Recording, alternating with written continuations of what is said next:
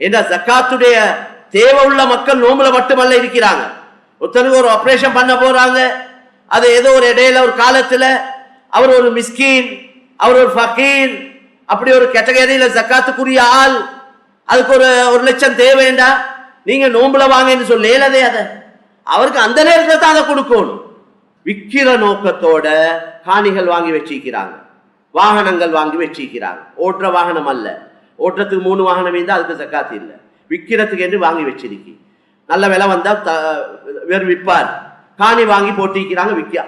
அதுக்கெல்லாம் கட்டாயம் ஜக்காத்து இருக்கு.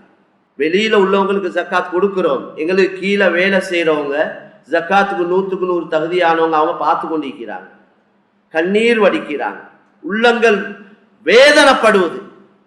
ஹஜியார் அங்க கொடுக்கிறார், இங்க கொடுக்கிறார், அப்படி எல்லாம் செய்கிறார். எங்கட நிலைமை இப்படி ஹாலாத்தாயிருக்கு. அல்லாஹ்வின் நல்லடியார்களே, சகோதரர்களே, அல்லாஹ் சுப்ஹானஹு வ தஆலா ஏராளமான பாக்கியங்களை எங்களுக்கு கொடுத்து கொண்டே இருக்கின்றான். பாக்கியம் என்பது உலகத்துடைய பாக்கியங்கள் மாத்திரமல்ல, உலகத்துடைய பாக்கியங்களும் பாக்கியங்கள் தான். ஆனால் இந்த சகல உலக பாக்கியங்களும் தற்காலிகமானது, நிரந்தரமானது அல்ல. அது பொதுவானது. அது முஸ்லிம்கள், முஸ்லிம் அல்லாதவர்கள், அல்லாஹ்வை ஏற்றுக்கொண்டவர்கள், நிராகரித்து வாழக்கூடியவர்கள், அநியாயக்காரர்கள் எல்லோருக்கும் உலக பாக்கியங்கள் அல்லாஹ் கொடுத்து கொண்டிருக்கிறார். காரணம், அது அல்லாஹ்வுடைய விருப்பம். அடுத்தது அல்லாஹ்வுடைய பார்வையில இந்த உலகம், உலகத்துடைய சகல வஸ்துக்களும் பொறுமதி அற்றது. அதனால் அந்த பொறுமதி அற்றதை பொதுவாக கொடுத்து கொண்டிருக்கிறார். இது எல்லாத்துக்கும் மேலாக உள்ள பெரிய பாக்கியம் தான் தீனுடைய பாக்கியம். ஈமான், அமால், தக்வா, தவக்குல், இஹ்லாஸ், அஹ்லாக், சபர், இது போல எத்தனையோ விஷயங்கள் சொல்லப்பட்டிருக்கிறதே. இந்த பாக்கியம் ஒருவருக்கு தீனுடைய அடிப்படையில எந்த அளவு முன்னேறக்கூடிய சந்தர்ப்பம், வாய்ப்பு கிடைக்குதோ அது அவர்தான் பாக்கியசாலி. அதிகமான நன்மையான காரியங்களை, புதிய புதிய நன்மையான காரியங்களை விளங்கி செஞ்சு கொண்டு போறார். நான் நேற்றை விட இன்றைக்கு, போன வருடத்தை விட, போன மாதத்தை விட இந்த மாதம், போன வருடத்தை விட இந்த வருடம், போன நோம்புல செய்யாத சில நல்ல காரியங்களை இந்த நோம்புல அல்லாஹ் செய்யக்கூடிய சந்தர்ப்பத்தை, வாய்ப்பை எனக்கு கொடுத்தான். கண்ணியமான சகோதரர்களே, இதுதான் பாக்கியம்.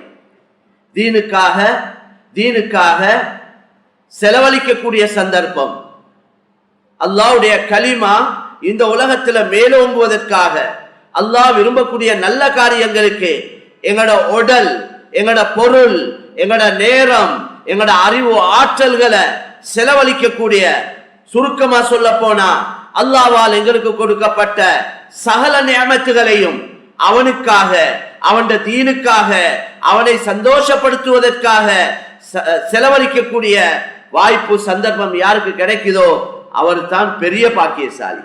அதுல யாருக்கு எந்த அளவு அதிகமாக கிடைக்குதோ அவருடைய பாக்கியம் அதுக்கேற்ற மாதிரி இருக்கு. அதனால கண்ணியமான சகோதரர்களே, அல்லாஹ்வும் விரும்புறான் அதைத்தான்.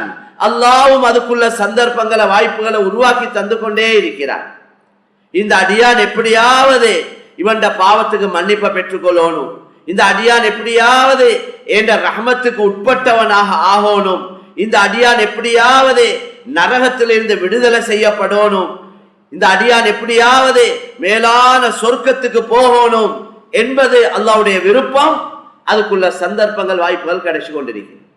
கவலையான விஷயம் என்னன்னா, இப்படி எல்லாம் நல்ல சந்தர்ப்பங்கள், வாய்ப்புகள் கிடைச்சியும் அது ஒரு பாக்கியமாக கருதாத மனிதன், அவன் தான் துட்பாக்கியசாலி என்று நபி ஸல்லல்லாஹு அலைஹி வஸல்லம் சொன்னார். நல்ல வாய்ப்புகள், நல்ல சந்தர்ப்பங்கள், நல்ல நண்பர்கள், நல்ல கூட்டாளிமார்கள், கண்ணியமான சகோதரர்களே, இதெல்லாம் அல்லாஹ் எங்களுக்கு நலவ நாற்றத்தினுடைய அடையாளங்கள். ஒரு நல்ல மனைவி ஒருவருக்கு அமைவதே, ஒரு நல்ல கணவன் ஒரு பெண்ணுக்கு அமைவதே, இதுதான் பாக்கியம். இன்னைக்கு மக்கள் திருமணங்கள் எல்லாம் ஒரு பிசினஸ் ஆக்கி கொண்டாங்க. எல்லாமே பிசினஸ்.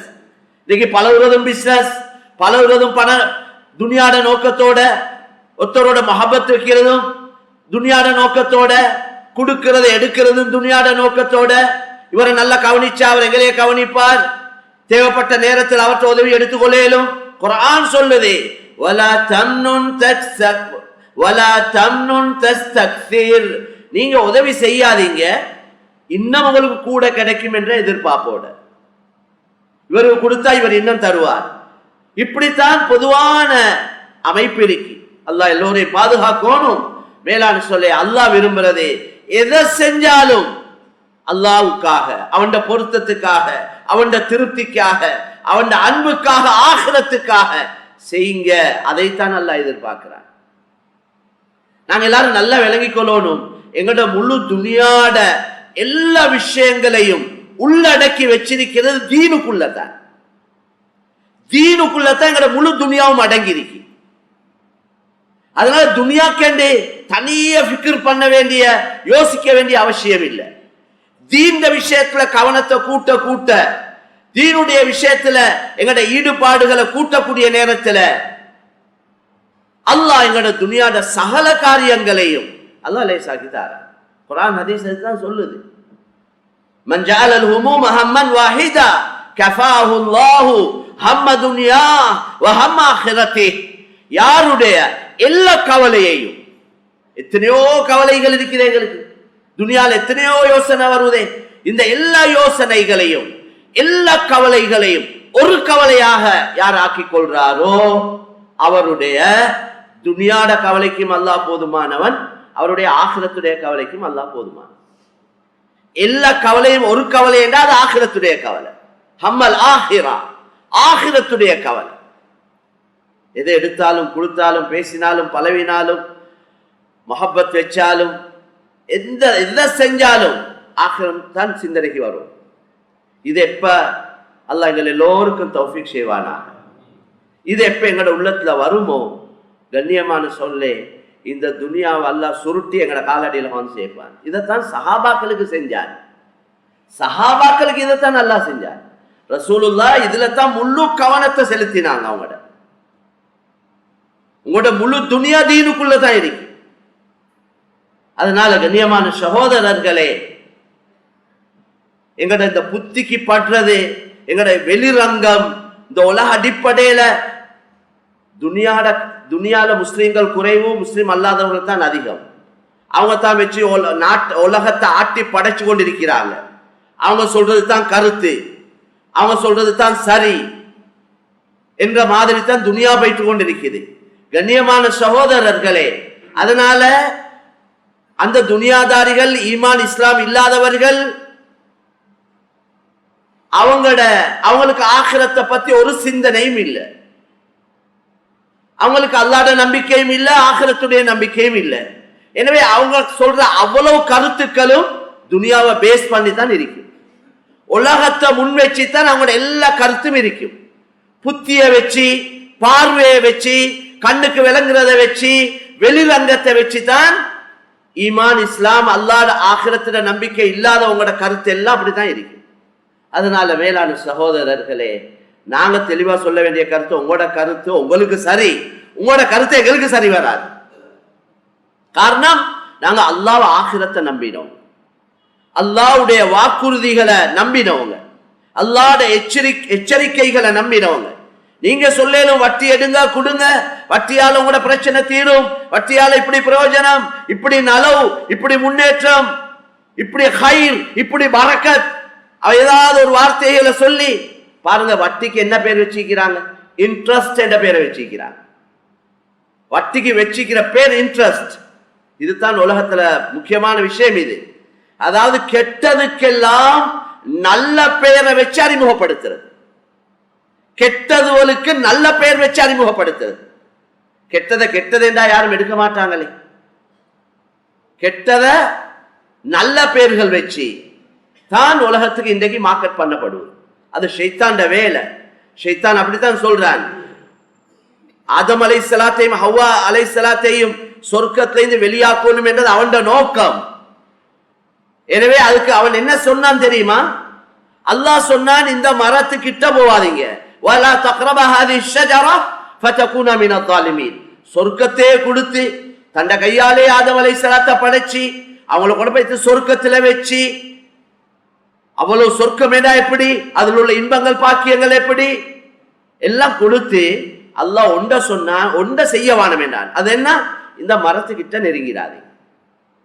இப்லீஸ் என்ன சொன்னான் என்றா, ஏன் தெரியுமா அவங்களுக்கு இந்த மரத்து கிட்ட போவான சொல்லிருக்கி, இந்த மரத்தில் உள்ள பழத்தை சாப்பிட்டீங்கடா நீங்க சொர்க்கத்துல நிரந்தரமா இருந்துருவீங்க, அல்லது நீங்க 2 பேரும் மலக்குமாறு ஆகிடுவீங்க. அதனால தான் இதை வானம் என்று சொல்லிருக்கி. எப்படி அவன் எப்படி ஊசலாட்டத்தை உள்ளத்தில் ஏற்படுத்தினான்? கண்ணியமான சகோதரர்களே, அப்படியா கொண்டால் இப்லீஸ் அவங்க சாப்பிட்டாங்க, அவங்க உலகத்துக்கு அனுப்பப்பட்டாங்க, கண்ணியமான சொர்க்கத்திலிருந்து வெளியாக்கப்பட்டாங்க. அவன் சொன்னது இதை சாப்பிட்டா சொர்க்கத்துல நிரந்தரமா இருந்துருவீங்க. ஆனா அவனுக்கு தெரியும் அவன் நோக்கமே சொர்க்கத்துல இவங்களை வெளியாக்குறது. அதனால அவன் சொன்ன கருத்து என்ன, இதுல நலவு இருக்கே, கெடிரிய மறைச்சி அவன் சொன்னான் இதுல நலவு இருக்கு, அதனால தை தடுக்கப்பட்டிருக்கு. இதே போல தான் மேலான சகோதரர்களே, لَأُزَيِّنَنَّهُمْ فِي الْأَرْضِ وَلَأُغْوِيَنَّهُمْ أَجْمَعِينَ. இது இப்லீஸ் கருத்து அல்லாஹ் குர்ஆன்ல சொல்லி காட்டுறான். அவன் சொன்னான், அவன் அல்லாஹ் பதுவா செஞ்சானே, லானத் செஞ்சானே, அந்த நேரத்தில் அவன் சொன்னான், எனக்கு ஒரு சான்ஸ் சொல்லுதா யா அல்லாஹ், சந்தர்ப்பம் தா, உண்ட அவ்வளவு அடியார்களை வழி கெடுப்பேன். அவங்கள வழி கெடுக்கிறதுக்கு நான் கையாளுற முறை என்ன தெரியுமா? அவங்களுக்கு அலங்கரிச்சு காட்டுவேன், கெட்டதை நல்லதாக அலங்கரிப்பேன், வழிகேட நேர்வழியாக அலங்கரிப்பேன், பாவத்தை நன்மையாக அலங்கரிப்பேன், அழிவு நாசத்தை முன்னேற்ற வளர்ச்சியை போல அலங்கரிப்பேன். அப்படி அலங்கரிச்சு அவர்களை வழி கெடுப்பேன். எடுத்த வாக்குல வழி கெடுக்கிறது இல்ல, அலங்கரிச்சு காட்டி நல்லதை போல காட்டி தான் அவன் வழி கெடுக்கிறதாக அல்லாஹ் கிட்ட சொல்லிட்டு வந்திருக்கிறான். அதனால இந்த துனியாதாரிகளோட கருத்து அது அவங்களுக்கு சரி, அவங்களுக்கு அல்லாஹ் ஆகிரத்துல நம்பிக்கை இல்லை. நாங்க ஆகிரத்தை நோக்கமா வச்சு வாழ்றவங்க, அல்லாஹ்ட பொருத்தத்தை நோக்கமா வச்சு வாழக்கூடியவங்க தான் முஸ்லிம்கள். அதனால கண்ணியமான சகோதரர்களே, எப்பயும் நாங்க குர்ஆன் ஹதீஸ் அல்லாஹ் ரசூலுடைய புத்திமதிகள் அடிக்கடி கேட்டு கேட்டு விளங்கி தெளிவில்லைண்டா தெளிவுகள் எடுத்துக்கொண்டே அதே அடிப்படையில போனமேண்டா 100க்கு 100 வெற்றியே வெற்றி தான், தோல்வியே கிடையாது. லாபம் வந்தாலும் வெற்றி, நஷ்டமானாலும் வெற்றி தான். அதுதான் இஸ்லாத்தில் உள்ள சிறப்பு. வந்தாலும் வெற்றி, போனாலும் வெற்றி. சில நேரம் இங்க அது எங்களுக்கு நஷ்டம் மாதிரி ஏற்படலும், ஆனா இங்க அந்த நஷ்டத்தை சேர்த்து அங்க தருவான். அதுதான் குர்ஆன் ஹதீஸ்ல சொல்லப்பட்டிருக்கு. ஒருத்தர் துவா கேட்கிறார், கேட்டுக்கொண்டே இருக்கிறார். நபி சொன்னாங்க, ஹதீஸுடைய கருத்து, கேட்டா கிடைக்கும். அல்லாஹ் ஏந்தின கைய ஹதீஸ்ல வந்திருக்கு, வெறும் கையாக அல்லாஹ் விட மாட்டான். சிஃப்ரான் என்ற வார்த்தை வந்திருக்கு. சிஃபர் என்றது சைஃபர், அது அரபு வார்த்தை. அது சைஃபர் என்றது அரபு வார்த்தை. சிஃபர்ல இது தான் சைஃபர் வந்திருக்கு. கண்ணியமான சகோதரர்களே, அல்லாஹ்வின் நல்லடியார்களே, அப்ப ஒன்று கேட்டது உடனே கிடைக்கும். நாங்க ஒன்றை கேட்டிருப்போம், ஏதாவது எங்களுக்கு தேவையான உண்டு, அது எங்களுக்கு பொருத்தமாய்ந்தா அல்லாஹ் தருவான். சில நேரம் கேட்டது பொருத்தம் இல்லைண்டா அதுக்கு பதிலாக வேறொண்ட தருவான், வேறொரு நலவை தருவான். சரி, அதுவும் இல்லைண்டா எங்களுக்கு வர இருக்கிற ஒரு சோதனைய எங்களோட துஆவுடைய பரக்கத்தால் அல்லாஹ் தட்டி விடுவான். கண்ணியமான சொல்ல, இது ஒன்றுமில்லைண்டா இதுக்கு பதில் ஆகிரத்துல அல்லாஹ் தருவான். சொர்க்கத்துல இந்த துஆக்கு பதில் கிடைக்க வேண்டிய ஹதீஸ்ல வந்து அங்க போயிட்டு மனிதன் யோசிப்பானாம், உலகத்துல இந்த ஒரு துஆவும் கபூல் ஆகாம எல்லாமே இங்க கிடைச்சிருந்தா நல்லமே. மனிதன் இயல்பு அப்படிதான். அதனால கண்ணியமான சகோதரர்களே, நாங்க மனம் தளர்ந்து போயிடக்கூடாது, நம்பிக்கை இழந்துடக்கூடாது. யகீனோட, உறுதியோட, புட்டிவாதத்தோட, வைராக்கியத்தோட தொடர்ச்சியா செய்ய கொல அல்லாஹ் உதவி செய்வான். அல்லாஹ் சில முயற்சிகள் எங்கள்கிட்ட இந்த எதிர்பார்க்கிறான். மேலான சகோதரர்களே, அது எங்களோட சக்திக்கு உட்பட்ட முயற்சியை தான் எதிர்பார்க்கிறான். எங்களால் ஏழுமானத்தை தான் எதிர்பார்க்கிறான். அவனுக்கு எல்லாம் எங்களோட முழு ரகசியமும் தெரியும்.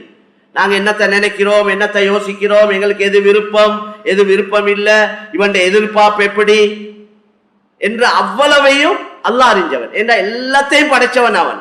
எங்கட யோசனை, எங்கட கவலை, எங்கட சந்தோஷம், எங்கட ஆசைகள் எல்லாத்தையும் அல்லாஹ் தான் படைச்சான். அதை அவன் தான் எங்களை வச்சிருக்கிறான். எங்களே குற்றங்கள் பாவம் செய்யக்கூடியவங்களா படைச்சது அவன். மனிதன் தவறு செய்யக்கூடியவன். அப்படி தவறு செய்யற தன்மையை வச்சு மன்னிப்பு ஒன்று கேட்க செல்றான், அவ்வளவுதான். நீ தவறு செய்யறவன், உன்னையால தவறு நடக்கலும், குற்றங்கள் தாராளமா நடக்கலும், பாவங்கள் பெரிய பாவங்கள் நடக்கலும், பிரச்சனை இல்லை. நீ அந்த உன்னையால் அப்படி நடந்தா நீ இந்த பாவத்துக்கு மன்னிப்பை பெற்றுக்கொள்ள ஒரு சின்ன ஒரு முயற்சியும். அந்த முயற்சியை எதிர்பார்க்கிறான்.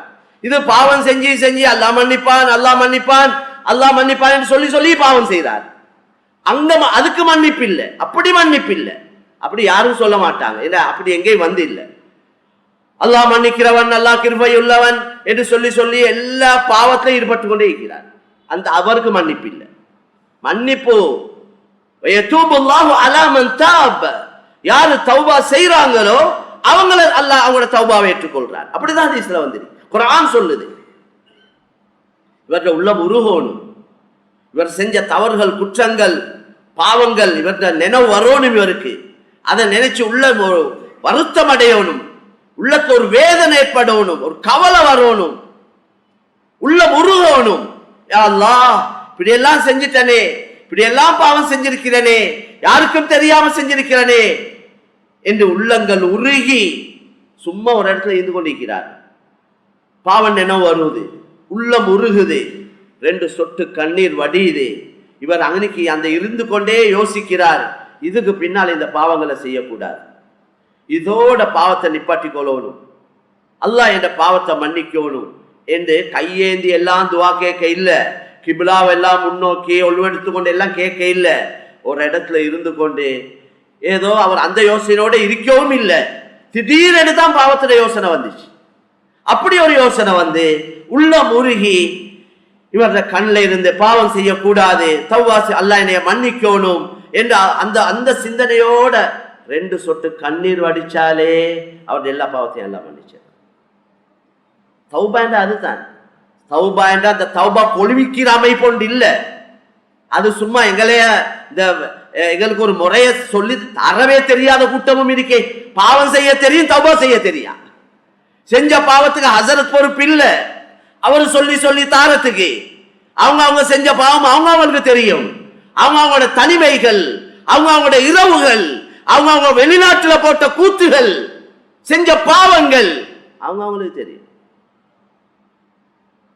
எல்லாத்துக்கும் மறைச்சு செஞ்ச பாவங்கள் அது எனக்கு தான் தெரியும். அதனால 27ல இந்த தௌபா கொழுவிக்கிறேன்னு ஒரு முறை இருக்குதே, அது அந்த காலத்துல என்ன சிலவங்களுக்கு தௌபா செஞ்சு கொள்ள தெரியா, எப்படி அல்லாஹ் கிட்ட மன்னிப்பு கேட்கணும்னு தெரியா. அத ஏண்ட கருத்து அப்படியே எதனால செஞ்சு கொண்டு சின்ன பிள்ளைக்கு மாய் செஞ்சு கொண்டு இருக்கிறது அல்ல முறை. மக்களுக்கு நல்ல அந்த விளங்கப்படுத்தி தௌபா என்றா இதுதான், இப்படித்தான் செய்யணும், இப்படி செஞ்சாவே உங்களோட எல்லா பாவத்தையும் எல்லாம் மக்களுக்கு விளங்கப்படுத்தி கொண்டே அவங்களே பழக்கணும். உங்கள்கிட்ட நிலைமை எப்படி ஏண்டா எல்லாம் சொல்லிக் கொடுக்கும். சின்ன பிள்ளைக்கு மாதிரி சொல்லி கொடுத்து சொல்லி எவ்வளவு நாளைக்கு சொல்லி கொடுக்கிறது. தனித்தனிய கேளுங்க, தனித்தனிய கையேந்தி அல்லாட்ட மண்டாடுங்க, கண்ணீர் வடிச்சு கேளுங்க. கூட்டத்தோட இருக்கக்குள்ள சில நேரம் அழுக வராது. கிட்ட இருக்கிறவன் பார்த்து கொண்டிருப்பான், அவன் பார்த்து கொண்டிருக்கிறானே, நான் அழுது அவன் என்ன தர யோசிப்பானே, ஷைத்தான் அங்கனிக்கு வந்துடுவான். அதனால கண்ணியமான சகோதரர்களே, எங்கட ரகசியம் ரப்போட, எங்கட எல்லா விஷயங்களும் அவனோட, அவனுக்கு எல்லாம் தெரியும். அதனால தௌபா என்றது ரொம்ப லேசாக்கி வச்சுக்கிறான் தௌபாவை. தௌபா பாவம் இவ்வளவு பெரிய பாவத்தை அல்லாஹ்க்கு மாற்றமான வேலையை செஞ்சு அதுக்கு தௌபா செய்யறதுக்கு ஒரு பெரிய ஒரு கஷ்டமான ஒரு முறையை அல்லாஹ் அறிமுகப்படுத்தி இல்லை. அப்படி ஒன்று இல்லை. நான் இப்ப சொன்ன மாதிரி தான் தௌபா. உள்ள முருகி கண் கலங்கி உள்ளத்தால வேதனைப்பட்டு இன்றையோட நான் பாவம் செய்யக்கூடாது, அல்லாஹ் என்னைய மன்னிக்கணும் என்று அல்லாஹ்ட்ட மன்னிப்பு கேட்டாவே மன்னிச்சிடுவான். அவ்வளவு லேசாக்கி வச்சுக்க. அதனால நபி ஸல்லல்லாஹு அலைஹி வஸல்லம் சொன்னாங்க, மனிதனே அல்லாஹ் சொல்றான், நீ இந்த பூமியிலிருந்து வானம் வரைக்கும், வானத்துல மேகம் வரைக்கும் நீ பாவங்கள் எல்லாம் அவ்வளவு நிறைய செஞ்சு எனக்கிட்ட மன்னிப்பு கேட்டா உன் எல்லா பாவத்தையும் நான் மன்னிச்சிருக்கேன். உலகத்துல இருக்கிற மண்ணுடைய அளவு, மண்ண நெருக்கால கேளாதே. அவ்வளவு பாவம் செஞ்சு நீ என்கிட்ட மன்னிப்பு கேட்டா, இணை வைக்காத நிலைமையில என்னை சந்தித்தால் இந்த மண்ணுடைய அளவே மன்னிப்பை தந்துடுவேன். அதனால கண்ணியமான சகோதரர்களே, அல்லாஹ்வின் நல்லடியார்களே, முபாரக்கான ஒரு மாதத்தை தந்து அதுல மன்னிக்கிறதுக்கு ஒரு 10 நாளை விசேஷமா வச்சிருக்கிறான். அந்த நடுப்பகுதியில தான் நாங்க இருக்கிறோம். நாள்கள் வேகமா போகுது. சும்மா எங்கட வளமை பேச்சுமாய் பாருங்களே, நோன்பு வந்தமா எப்படி ஸ்பீடா போகுது. இது வளமை கதை, இது வளமையா சொல்றது. இதை சொல்லி சொல்லி இந்த வேலை இல்ல. நாள் விடியும், அந்திப்படும், அது நாள் போகும், மாசம் முடியும், வருஷம் முடியும், மௌத்து வரும். அதுதான் நடக்க போகுது. அதனால நான் எந்த அளவு இந்த நேரங்களை கொண்டு பிரயோஜனம் அடைஞ்சிருக்கிறேன். இப்ப இன்றைக்கு நோம்பு எத்தனைன்னு யோசிங்க. இதுவரைக்கும் இந்த நோம்பை நான் எந்த அளவு பிரயோஜனப்படுத்தி கொண்டேன், எவ்வளவு நன்மையான காரியங்களை செய்து கொண்டேன், எந்த அளவு என் 5 நேர தொழுக, என்ற குர்ஆன் திலாவத், என்ற சதகா ஜகாத்துகள், நன்மையான காரியங்கள், என்ற தராவீஹுடைய தொழுகைகள், இதுல எவ்வளவு நான் கவனம் செலுத்தினேன். அதனால யாரையும் நாங்க குறை சொல்லி வேலை இல்லை. ஏன்னா அவங்க அவங்களோட சக்கராத், அவங்களோட, அவங்களோட கபூர் அவங்களோட, கியாமத்துல பட்டோல அவரோட தான், அவரோட கையில தான் கொடுக்கப்படும். ஏண்டைய தூக்கி மனைவி கிட்டயோ, மனைவிடைய தூக்கி ஏண்ட கையில தார இல்ல, அவங்களோட கையில தான். இக்ரா கிதாபக கஃபா பினஃப்ஸிக அல்யௌம அலைக ஹஸீபா. வாசி பாருங்க, நீங்க செஞ்சது தான் இதுல எல்லாம் பதிவு செய்யப்பட்டிருக்குது, நீங்களே முடிவு செய்யுங்க. அதனால எல்லாம் தனியத்தான் எங்கட விஷயங்கள் ஆகிரத்துல இருக்குது.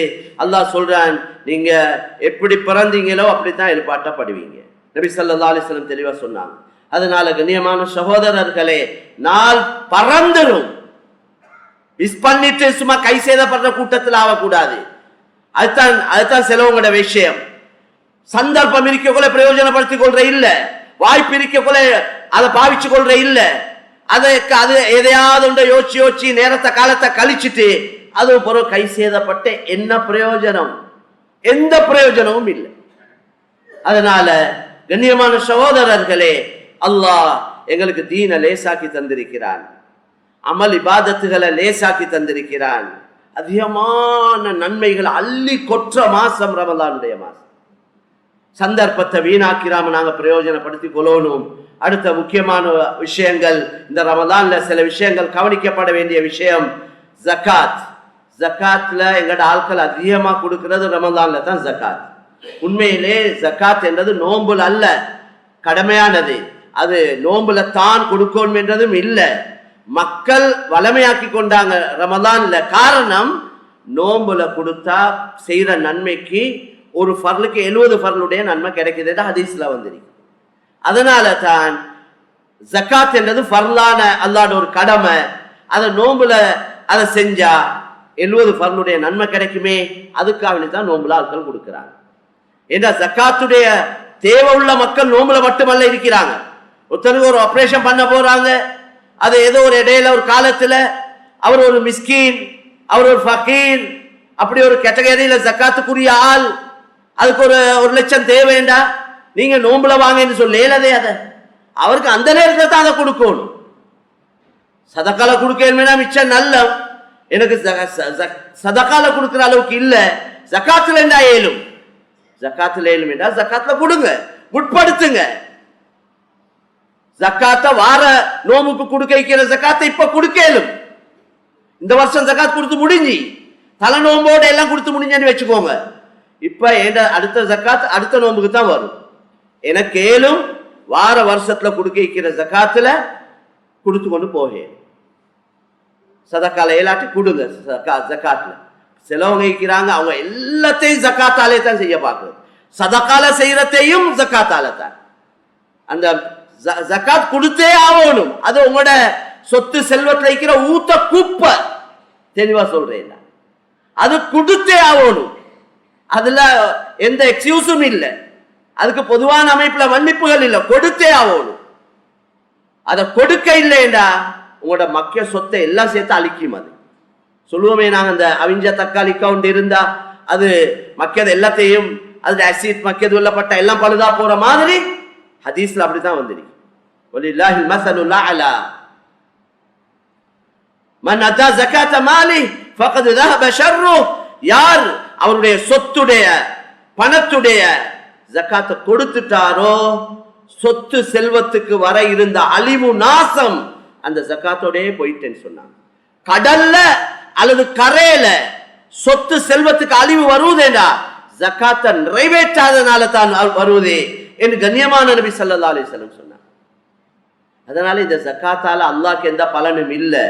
அல்லாஹ் இந்த கடமைகள் எங்களுக்கு கடமையாக்கினது எங்கட பாதுகாப்புக்கும் எங்கட சொத்து செல்வங்களோட பாதுகாப்புக்கும் எங்கட சொத்து செல்வங்களோட முன்னேற்றத்துக்கும் பரக்கத்துக்கும் தான் கடமையாக்கினான். அதை விளங்கினா சரி. நிறைய பேர் இந்த ஜக்காத்ல ஒளிஞ்சு விளையாடுறாங்க. நான் விளங்குற மாதிரி சொல்றேன். அவங்க ஜக்காத்ல இது தப்பி கொள்றதுக்கு வழி தேடுறாங்க. அதுக்கேற்ற மௌலவி மாற்ற போயிட்டு ஃபத்வா கேட்டா அரை குறை கேஸ் கிட்ட கேட்டா அவர் இனி அதை மாதிரி தான் பதில் தருவார். அதனால நீங்க ஃபத்வாக்கள் கேட்க கொள்ள சட்ட திட்டங்களை கேட்க கொள்ள தகுதியான நல்ல ஆழமான அறிவுடைய தக்வாவுடைய ஆகிரத்துடைய உலமாக்கள் என்று சொல்லப்பட்டிருக்கிறது. ரெண்டு கூட்டம் இருக்கிறாங்க. உலமா துனியா உலமா உல் ஆகிரா. துனியாவுடைய உலமாக்கள் ஆகிரத்துடைய உலமாக்கள். ஆகிரத்துடைய உலமாக்கள் கிட்ட உங்களோட வாழ்க்கையோட சம்பந்தப்பட்ட சட்ட திட்டங்களை கேளுங்க. அப்பதான் சரியானதை சொல்லி தருவார். மஹப்பத் இல்லாம போட்டும் பிரச்சனை இல்லை. அவர் என்னைய வெறுக்கட்டும் பிரச்சனை இல்லை. அவர் எனக்கு தார ஹதியாக்களை தராம இருக்கட்டும் பிரச்சனை இல்லை. அல்லாஹ்வோட சட்டத்தை சொல்லித்தான் தீருவேன். அதுதான் தேவை. அதை கொண்டு தான் அல்லாஹ்வோட உதவி கிடைக்கும் எங்களுக்கு. அதனால ஜக்காத்ல இருந்து நலூரத்துக்கு தப்புறத்துக்கு வழி பார்க்காம இன்னும் கொடுக்கறதுக்கு தான் யோசிக்கும். ஜக்காத் கடமையானவங்க கட்டாயம் அவங்களோட ஜக்காத்தை உரிய காலத்திலே கொடுக்கணும். இப்ப நாங்க சில நேரம் செக்க போட்டு கொடுக்கிறோம். ஜக்காத் நான் நோம்புல தான் என் டைம் செக்க கொடுக்கிறேன் ஜக்காத்துக்கு. அது 2 மாசத்துக்கு தான் அந்த செக் டேட். அப்ப நான் அதை உடனே கேஷ் ஆக்கலுமா? ஏலாதே. பேங்க்ல போயிட்டு கொடுத்தா உடனே சொல்லி தர மாட்டானே. அது கேஷ் ஆக போகுது 2 மந்த்ஸுக்கு பின்னால. அப்ப இவர் ஜக்காத்தை கொடுக்கிறார், 2 மாசம் பிற்படுத்தி கொடுக்கிறார். சட்டப்படி பார்த்தா நாங்க யோசிப்போம், எல்லாருக்கும் அல்லாஹ் விளப்பத்தை தந்திக்கிறானே.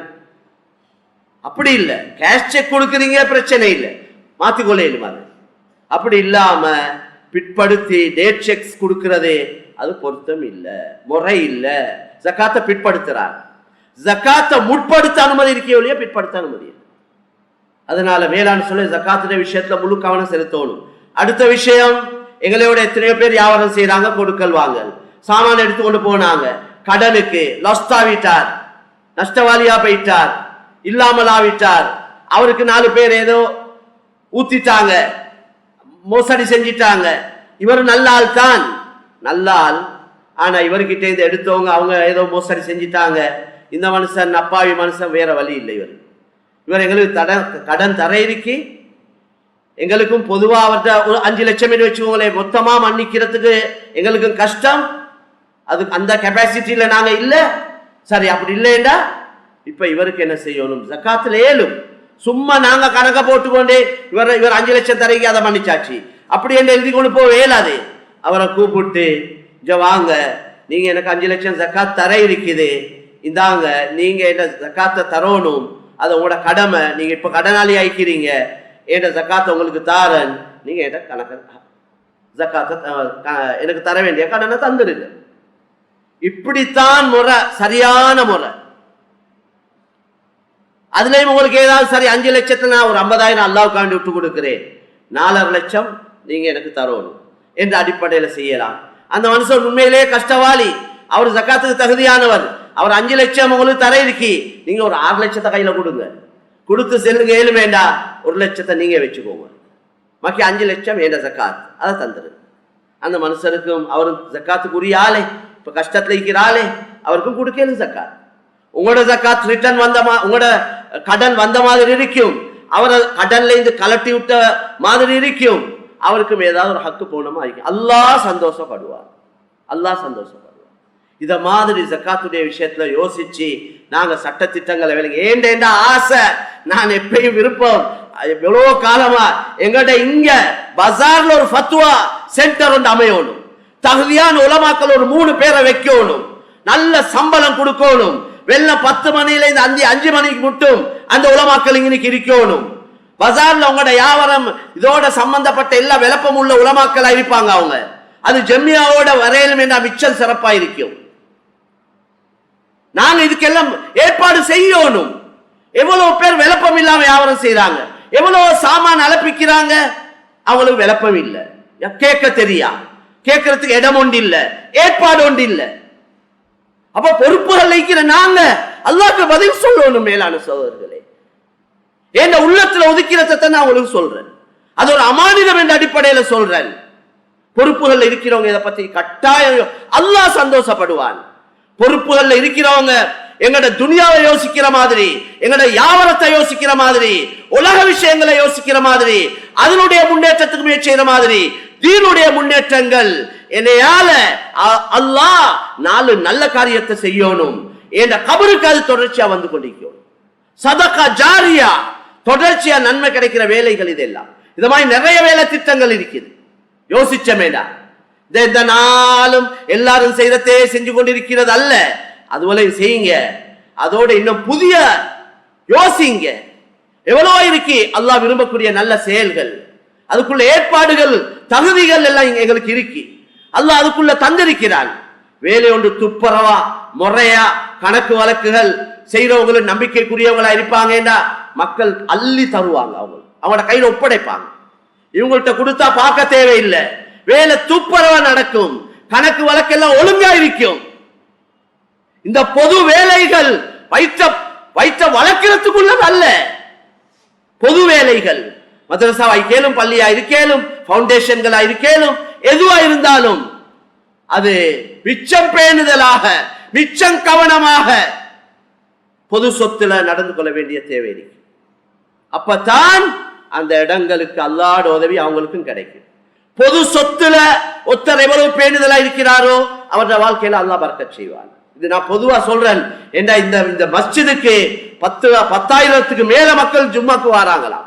அவ்வளவு பெரிய ஒரு கூட்டம் வருவதே ஒரு செய்தி தான் நான் கொடுக்கிறேன். அதனால மேலான சகோதரர்களே, வரக்கூடிய காலங்கள்ல இன்ஷா அல்லாஹ் எங்களோட ட்ரஸ்டி போர்டுகள்ல இருக்கிறவங்க அல்லாஹ் போதுமானவன், அல்லாஹ் இவங்க எல்லாரையும் கபூல் செய்யணும். நல்ல வேலைகள் எங்களோட பஜார் முழு உலகத்துக்கு முன்மாதிரியான பஜாரா இருக்கணும். எங்களோட கொழும்பு பஜார், இந்த மஸ்ஜித் முழு உலகத்துக்கு முன்மாதிரியான மஸ்ஜிதாக அமையணும் என்பது எங்களுடைய ஆசை. ஏழாமை இல்ல, முயற்சி செஞ்ச வேண்டாம். மஷூராக்கள் பண்ணி திட்டமிட்டு நிறைய வேலை செய்யணும். அல்லாஹ் உதவி செய்வான். அடுத்த முக்கியமான விஷயம், மேலான சகோதரர்களே, ஜக்காத்துல பலர்கள் விக்கிர நோக்கத்தோட காணிகள் வாங்கி வச்சிருக்கிறாங்க, வாகனங்கள் வாங்கி வச்சிருக்கிறாங்க. ஓட்டுற வாகனம் அல்ல, ஓட்டுறதுக்கு 3 வாகனம் இருந்தா அதுக்கு ஜக்காத்து இல்லை, விற்கிறதுக்கு என்று வாங்கி வச்சிருக்கி. நல்ல விலை வந்தா வேறு விற்பார். காணி வாங்கி போட்டிருக்கிறாங்க, விற்க அந்த அதுக்கெல்லாம் கட்டாயம் ஜக்காத்து இருக்கு. வெறுமனே லேண்ட் பிசினஸ் பண்றவருக்கு ஜக்காத்து இல்லையா? அப்ப சிலவு கேட்கிறாங்க, அது என்ன அதுக்கும் ஜக்காத்தா என்று கேட்கிறாங்க. கட்டாயம் இருக்குது ஜக்காத். ஏன்னா வியாபார நோக்கத்தோட இவங்களோட கையில சல்லிய கொடுத்தா இன்றைக்கு அது நம்பிக்கை இல்ல, காணி வியாபாரம் லேண்ட் பிசினஸ் தான் நல்லம் என்ற யோசனையோட பலர்கள் காணிகளை வாங்கி போட்டிருக்கிறாங்க. அதெல்லாம் ஜக்காத்ல கணக்கு பார்த்தே ஆகும். அப்படி எல்லாம் சரியா ஒவ்வொருத்தரும் ஜக்காத்த கணக்கு பார்ப்பாங்கடா எங்கட இந்த ஜக்காத்துல மக்கள், இந்த வறிய மக்கள்கிட்ட பிரச்சனையை முடிக்கணும். அதோட கண்ணியமான சோலை, அதனால அதை கட்டாயம் கவனம் செலுத்தணும். அடுத்த முக்கியமான விஷயம், எங்களுக்கு கீழே வேலை செய்யறவங்க அவங்க ஜக்காத்துக்கு தகுதியானவங்க தான் 95% நான் நினைக்கிறேன். எங்கள்கிட்ட வேலை செய்யறவங்க அதிகமானவங்க ஜக்காத்துக்கு தகுதியானவங்க. எங்களோட கடையில வேலை செய்யறாரு 5 பேர் இருக்கிறாங்க, 10 பேர் இருக்கிறாங்க, 50 பேர் இருக்கிறாங்க, 100 பேர் இருக்கிறாங்க. ஜக்காத்துக்கு தகுதி இல்லாதவங்க எத்தனை பேர் இருப்பாங்க? அதுல ஒருத்தர் 2 பேர் இருக்கணும். சில நேரம் அவங்களோட எல்லா நிலைமையும் நாங்க விலையை கொள்ளுவோம். நீங்க கொடுக்குற 60,000 அவர் வீட்டு கூலி வீட்டுல இருக்கிறார். இன்றைக்கு ஒரு சின்ன ஊடோண்டே 25-30,000 இல்லாம கூலி இல்லை. அதுவும் எங்கேயாவது ஒரு மூலையில உள்ள ஊடாயிக்கும். அப்ப இவர்கிட்ட 60,000 மாசம் 30,000 அதுக்கும் கொடுத்து இவர் 30,000 குடும்ப வாழ்க்கை எப்படி நடத்துறது? செலவுகள் எவ்வளவு? மேலான கண்ணியமான சகோதரர்களே, நாங்க வெளியில உள்ளவங்களுக்கு ஜக்காத் கொடுக்கிறோம். எங்களுக்கு கீழே வேலை செய்யறவங்க ஜக்காத்துக்கு 100க்கு 100 தகுதியானவங்க அவங்க பார்த்து கொண்டிருக்கிறாங்க, கண்ணீர் வடிக்கிறாங்க, உள்ளங்கள் வேதனைப்படுவது. ஹஜியார் அங்க கொடுக்கிறார், இங்க கொடுக்கிறார், அப்படி எல்லாம் செய்கிறார். எங்கட நிலைமை இப்படி ஹாலாத்தாயிருக்கு. அதனால உங்களுக்கு உழைச்சி தாரவங்க, உங்களுக்காக கஷ்டப்படுறவங்க, அவங்களும் நம்பிக்கையா முறையா நடந்து கொள்ளணும். அவங்களோட பொறுப்பு வேறு, அது தனியா பேசப்பட வேண்டிய விஷயம்.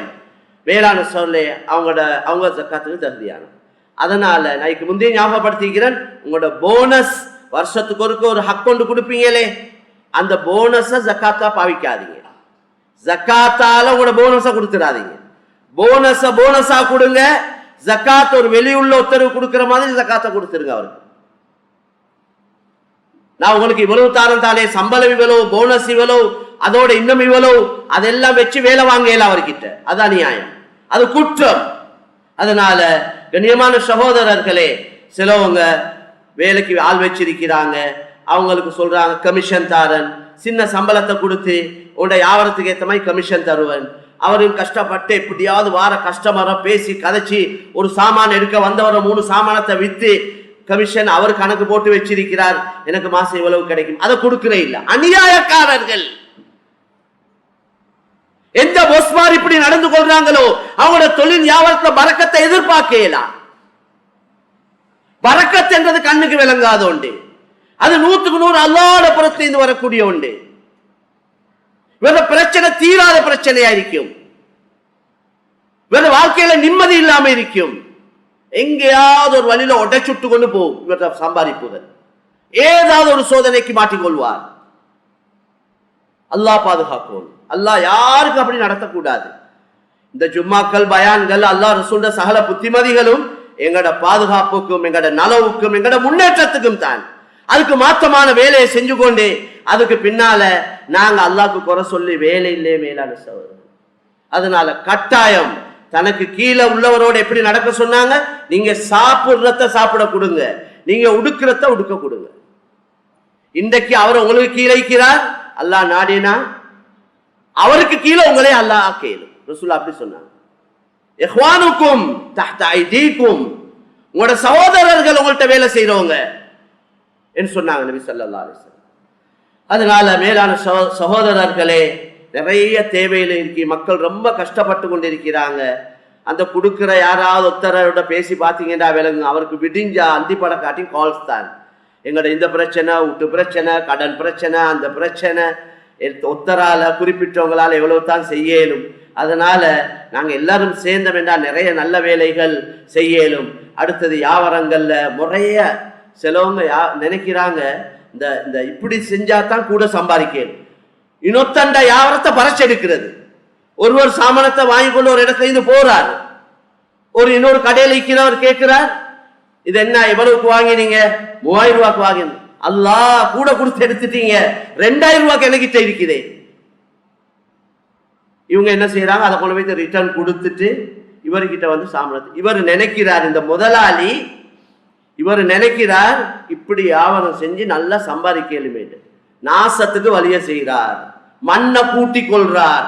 விளங்குற மாதிரி சொல்றேன், இவர் முன்னேற்றத்துக்கு வழி செய்ய இல்லை, இவர்கிட்ட அழிவுக்கு வழி செய்கிறார். எங்களுக்கு நல்ல ஹதீஸ் எவ்வளவு தெளிவா வந்திருக்கு. ஒரு வியாபாரம் ஒருத்தர் பேசிக்கொண்டிருக்கிறார் என்றா எங்களுக்கு விளங்குது, இது அவர் பேசிக்கொண்டிருக்கிறார். எட்டேல பூரே இல்லாது அவர் பேசி எடுத்தா சரி, எடுக்க இல்லை என்று விளங்கினாத்தான் எனக்கு போயிட்டு அவரோட பேசி. கல்யாணம் மாதிரி தான், ஒரு மாப்பிள்ளை ஒரு இடத்துல பேசிக்கொண்டிருக்கிறாங்க, எங்களுக்கு விளங்குது இவர் நல்ல ஒரு மாப்பிள்ளை உண்டு, இவர் இடையில போயிட்டு கொத்தி எடுக்க அனுமதியே இல்லை, ஹராம் அப்படி செய்யறது. அதனால கண்ணியமான சகோதரர்களே, அவன் பௌத்தில் அடிச்சு இவனுக்கு குழிய வெட்டி அவனை மாட்டி கொடுத்து இவனை சிக்க வச்சு நாங்க முன்னேறணும் நினைக்கிறது இருக்குதே, இது கியாமத் வரைக்கும் நடக்காது என்று அல்லாஹ் ரசூலுக்கு மாற்றமானது தான் இது. அதனால அல்லாஹ் கிருபை செய்வான். காலங்கள் நேரங்கள் போகுது, ரமதானுடைய மாதம். அடுத்தது எங்களுக்கு கீழே வேலை செய்யறவங்களோட சம்பளங்களையும் கொஞ்சம் யோசிச்சு பார்க்கணும் மேலான சார். இந்த மதரசா மஸ்ஜிதுகள் இருக்கிற இமாம்கள் முஅத்தின்கள்ட்ட சம்பளத்தை பார்த்தாவே அல்லாட காவல்.